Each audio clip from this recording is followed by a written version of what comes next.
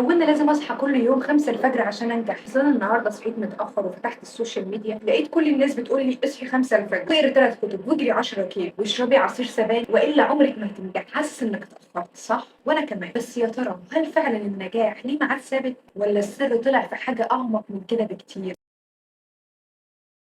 القاعدة المشهورة بتقول إن الناجحين بيصحوا بدري بيستشهدوا برواد أعمال كبار زي ستيف جوبز وتيم كوك. لو ركزنا كويس هنكتشف إن مش كل الناجحين بيصحوا بدري ومش كل اللي بيصحوا بدري بينجح. في خرافة بنسميها سرفايفر شيبس بقى، إن إحنا بس بنشوف اللي نجحوا وبيصحوا بدري ومش شفناش اللي صحيوا بدري وفشلوا. عشان كده النجاح مش في الساعة، النجاح في النظام اللي يناسبك. في مفهوم اسمه كلينوتايب، ده بيشرح ان كل واحد فينا ليه نمط معين مختلف في الطاقه. في ناس صباحيين المورنينج تايبس عقلهم بيكون فايق الصبح، وفي ناس ليليين اللي هم الايفنينج تايبس بيشتغلوا احسن بالليل، وفي ناس بتكون في النص. يعني لما تحاول تصحى 5 الفجر وانت شخص ليلي انت كده بتشتغل ضد طبيعتك وبتدمر طاقتك نهائي. السر مش انك تمشي ورا جدول حد تاني، السر انك تكتشف انت جدولك الخاص بيك.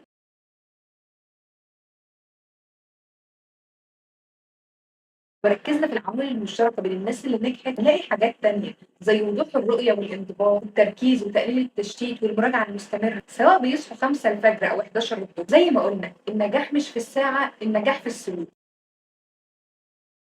في ناس بتصحى 5 الفجر بس بتقعد تتصفح السوشيال ميديا ساعتين، وفي ناس بتصحى 9 أو 10 بس تركز 4 ساعات متواصلين وتنجز أكتر. الفرق مش في توقيت البداية، الفرق في قوة التركيز والاستمرارية. الصبح بيكون فيه هدوء ذهني وطاقة متجددة وهامش وقت قبل التشتيت اليومي، لكن هل ده يناسب الكل؟ لا. لو عندك أطفال أو شفتات أو نمط حياة مختلفة ممكن الصبح ما ينفعش. أهم حاجة ما تجلدش نفسك، خليك مرن مش مثالي. بدل ما تقلد المشاهير اسأل نفسك أنت إمتى بتحس إنك نشيط؟ إيه أول 3 عادات يومية بتأثر على مزاجك؟ إيه الوقت اللي بتشتغل فيه بأعلى جودة؟ خطط يومك بناء على إجاباتك مش بصيغ جاهزة من على اليوتيوب.